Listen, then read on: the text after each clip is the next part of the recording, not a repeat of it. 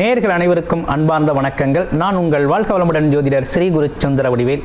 இப்போ பார்த்தீங்கன்னா அக்டோபர் மாதத்திற்கான பலாபலன்கள் உங்களுடைய ராசிக்கு எப்படி இருக்க போகுது, என்ன செய்யலாம், என்ன செய்யக்கூடாது, என்ன விதமான வழிபாடுகள் உகந்ததாக இருக்கும், நட்சத்திர பலன்கள்லாம் எப்படி இருக்குது அப்படிங்கிறத கடைசி மட்டும் பாருங்கள்.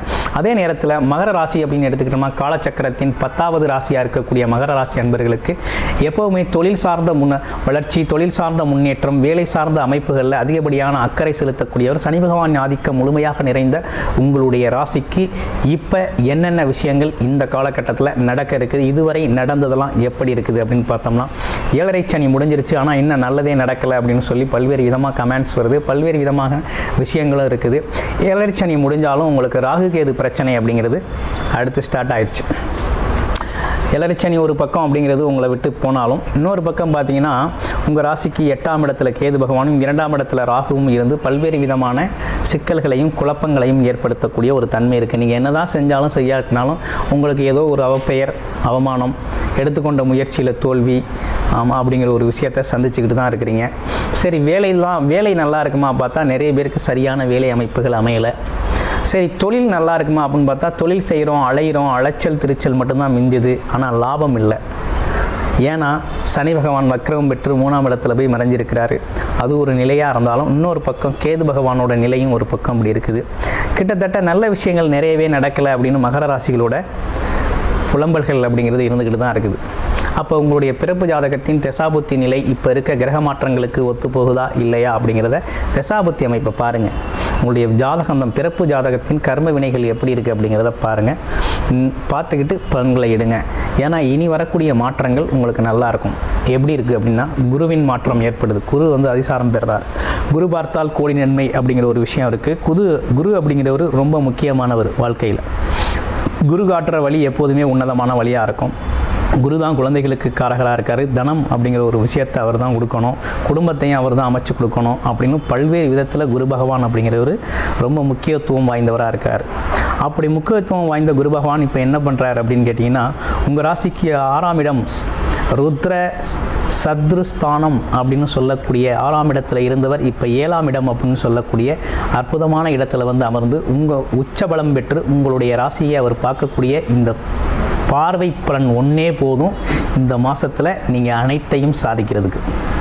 முதல்ல உடம்பு மனசு சரியாகுது. உங்களுக்கு மனம் சார்ந்த தடுமாற்றம் இருக்குல்ல, எத்தனை பேருக்கு இருக்குது நீங்களே சொல்லுங்கள்.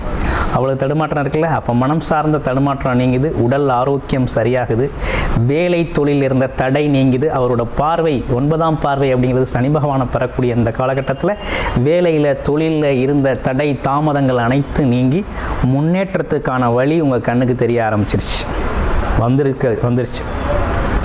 அதே நேரத்தில் பார்த்தீங்கன்னா இன்னொரு விஷயம், தொழில் சார்ந்த விஷயத்தில் நல்ல பரிவர்த்தனை யோகம் ஏற்பட்டிருக்கு. சுக்கிரன் புதன் பரிவர்த்தனை யோகம் அப்படிங்கிறது தொழில் இவ்வளோ நாள் நீங்கள் பட்ட கஷ்டத்துக்கு இப்போ தான் ஒரு நல்ல பலனே நீங்கள் பார்க்க போகிறீங்க. ஆமாம், அதாவது தர்ம கர்மாதிபதி யோகம் அப்படின்னு சொல்லக்கூடிய புதன் சுக்கிரன் பரிவர்த்தனை யோகம் அப்படிங்கிறது ரொம்ப அம்சமாக அமைஞ்சிருக்கு. அப்போ இந்த காலகட்டத்தில் ரொம்ப சிறப்பை தர்றீங்க. அதே போல் லாபத்தை தரக்கூடிய செவ்வாய் பகவானும் பார்த்தீங்கன்னாக்க இந்த மாதத்தோட எண்டில் 11ஆம் இடத்துக்கு லாபத்துக்கே வர்றாரு. அப்போ லாபத்திலே ஆட்சி பலம் பெறக்கூடிய இந்த காலகட்டத்தில் உங்களுக்கு உங்களோட உழைப்பு, உங்களோட உயர்வு அனைத்துக்கும் நல்ல லாபத்தை தரக்கூடிய நல்ல மாதமாக இந்த மாதம் அப்படிங்கிறது உங்களுக்கு அற்புதமாக சிறப்பாக அமைஞ்சிருக்கக்கூடிய நல்ல காலகட்டம் இது. ஸோ இந்த காலகட்டத்தில் பார்த்தீங்கன்னா உங்களுக்கு நிறைய நன்மைகள் நடக்கக்கூடிய காலகட்டமாக இருக்குது. இதில் எந்த செக்டாரில் கவனமாக இருக்கணும் அப்படின்னு பார்த்தீங்கன்னாக்க, ஃபேமிலி லைஃப், ரிலேஷன்ஷிப் இது சார்ந்த விஷயத்தில் பழைய விஷயங்களை பேசி புது பிரச்சனைகளை இழுத்துக்காமல், வாக்குவாதம் பண்ணாமல், விவாதம் பண்ணாமல் பொறுமையும் நிதானமாக போக வேண்டியது அவசியமாக இருக்குது மகர ராசி அன்பர்களுக்கு.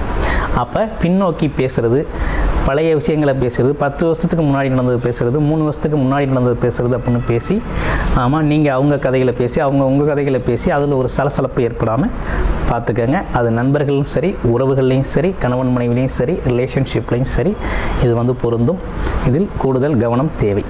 அடுத்து உங்களுடைய பிறப்பு ஜாதகம் தொடர்பான ஒரு பர்சனல் கன்சல்டேஷன் முழுமையாக தேவைப்படுது அப்படின்னாக்க டிஸ்பிளேல தர நம்பருக்கு கால் பண்ணி அப்பாயின்மெண்ட் ஃபிக்ஸ் பண்ணிக்கிட்டு உங்களுடைய முழுமையான ஜாதகம் தொடர்பான அனைத்து தகவல்களையும் நீங்கள் கேட்டு ஒரு தீர்வு எடுத்துக்கொள்ள முடியும்.